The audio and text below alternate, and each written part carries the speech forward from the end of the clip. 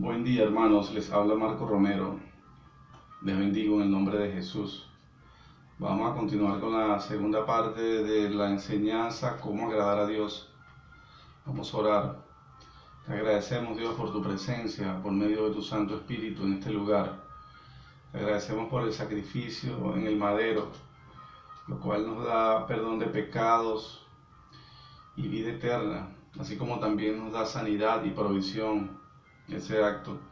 Te damos gracias por tu palabra, porque esta es viva y eficaz, porque es necesaria para nuestra transformación, renovación, consolación, edificación, instrucción. Te damos gracias y te damos la honra, Señor, porque eres el Rey de Reyes y Señor de Señores, porque eres el Dios del universo, el Dios de la Biblia. Te damos gracias porque envías ángeles para que nos den cobertura en todo tiempo. Te damos la honra, Señor, porque nos provees. Te damos gracias por tu compasión y tu fidelidad. Te bendecimos y te exaltamos y nos declaramos pecadores. Te pedimos perdón por toda iniquidad y venimos a tu trono de gracia, Señor, estando convencidos de que tú nos perdonas todas nuestras iniquidades. Y si nosotros tenemos esa disposición de convertirnos, tú las echas en el fondo del mar. Clamamos tu poderosa presencia y estamos seguros que es así, porque tú nos lo prometes en este momento, para que sea tu Santo Espíritu el que ponga palabras en mi boca, para la gloria tuya. En el nombre de Jesús y conforme sea tu voluntad. Amén. Ya habíamos hablado, hermano, de que habían ya habíamos nombrado tres maneras de cómo agradar a Dios.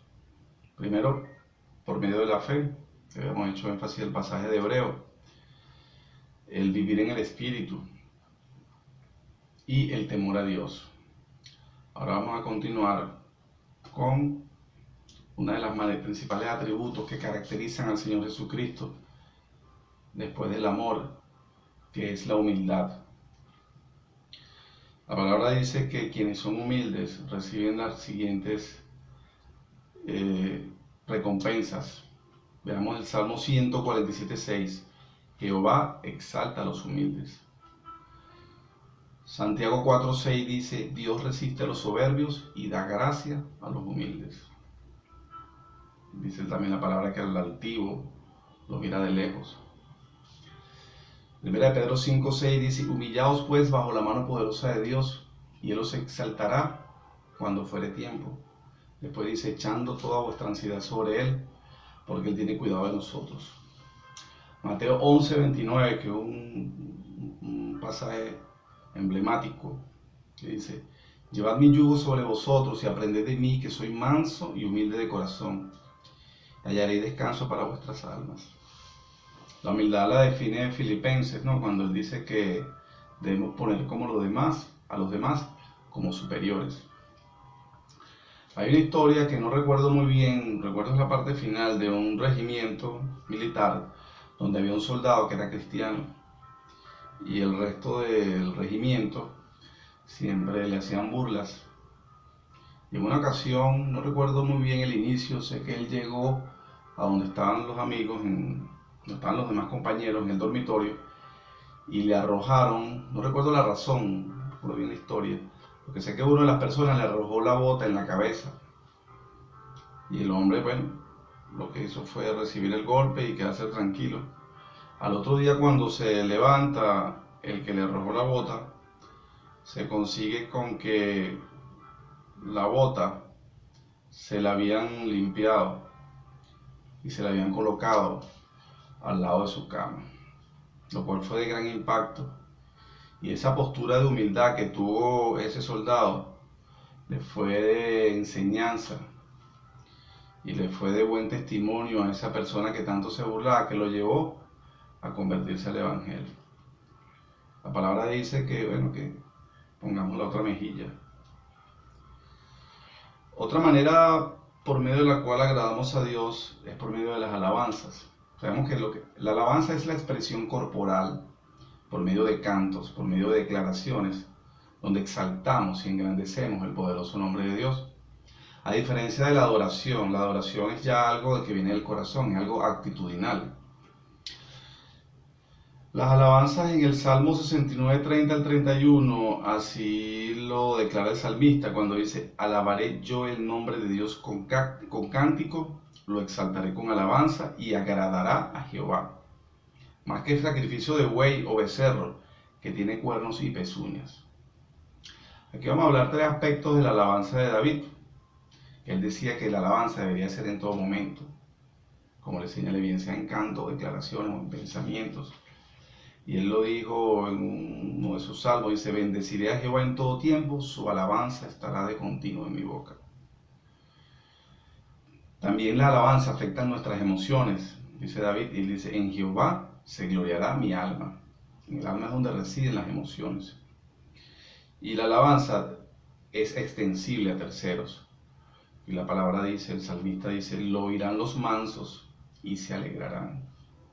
Engrandece a Jehová conmigo y exaltemos aún a su nombre. Otra manera de agradar a Dios es seguir el ejemplo de Jesús. Y eso nos lo dejó bien claro nuestro Padre, cuando en Mateo 17:5 dice: mientras él aún hablaba, una nube de luz los cubrió, y aquí una voz desde la nube que decía: este es mi Hijo amado, en quien tengo complacencia, en quien me agrado. A este oíd. Juan 8:29 dice: porque el que me envió conmigo está, no me ha dejado solo el Padre, porque yo hago siempre lo que le agrada al Padre. Veamos determinadas características de Jesús, previstas en Filipenses 2, dignas de considerar para poder seguir su ejemplo. Veamos Filipenses 2, del 3 al 4, el cual establece: nada hagáis por contienda o por vanagloria, antes bien con humildad, estimando cada uno a los demás como superiores a él mismo, no mirando cada uno por lo suyo propio, sino cada cual también por lo de los otros. Ahí es donde vemos la definición de humildad, viendo a los demás como superiores. Y esa característica digna de imitar aquí de Jesucristo era precisamente la humildad.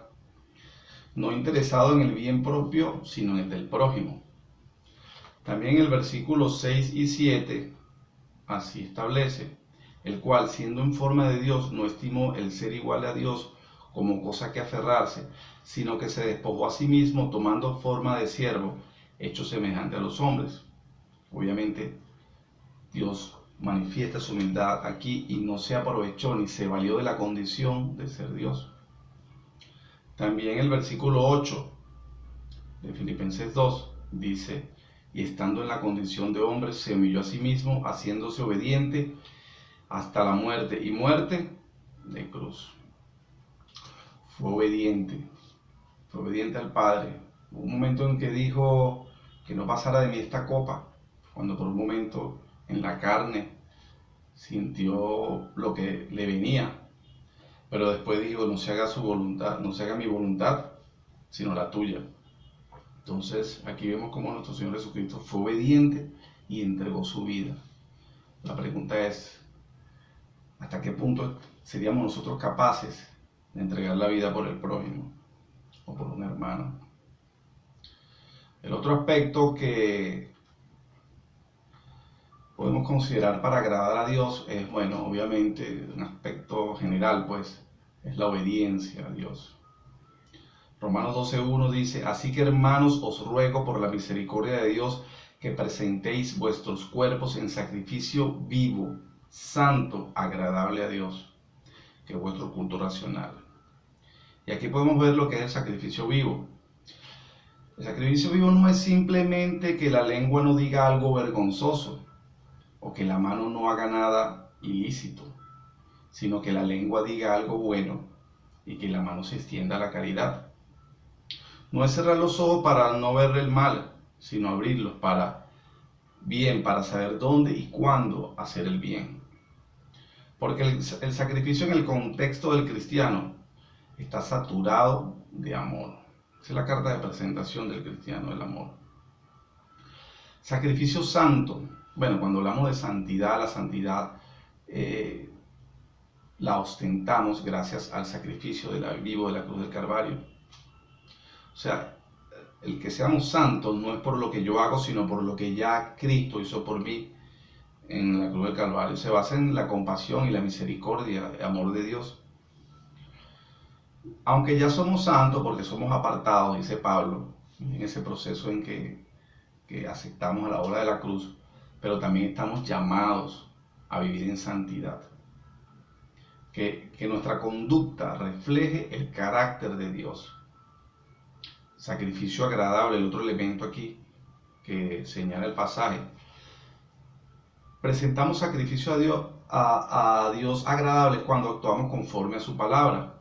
Por ejemplo, cuando perdonamos al prójimo, cuando somos misericordiosos con el necesitado, cuando amamos de hecho y de verdad y no solo de palabras.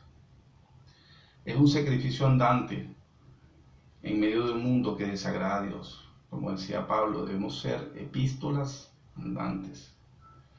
Hay un pasaje que señala, resume más o menos lo que representa la obediencia, ¿no? Y dice, Primera de Crónicas 29:17 dice, yo sé, Dios mío, que tú escudriñas los corazones y que la rectitud te agrada. Yo siempre hago énfasis a ese pasaje, ese es un libro que hay que leerlo, un capítulo de un libro del Pentateuco que hay que leerlo con regularidad, y es Deuteronomio 28, donde Dios nos señala de qué forma Él recompensa la obediencia y de qué forma trata la desobediencia. El último aspecto aquí es, para agradar a Dios, de los cuales consideré, de estos 9 que consideré, es declarando la verdad, viviendo en verdad. Recuerden que Jesucristo es el camino, la verdad y la vida. Tomen en cuenta que uno de los pecados que más desagrada a Dios es la mentira, la idolatría y la mentira. Recuerden que la mentira es la forma como se caracteriza el que ya está vencido. Jesucristo le llamó el padre de mentira. El mundo se ha encargado de engañarnos respecto a eso, redundando en este tema, porque ha pretendido categorizar o clasificar los tipos de mentiras. Mentiras buenas, mentiras blancas, mentiras piadosas, mentiras necesarias, mentiras por prudencia, algunos le llaman. Mentira es mentira y mentira es pecado. Jesucristo se caracterizó por representar ese camino, esa verdad y representar ese pan de vida.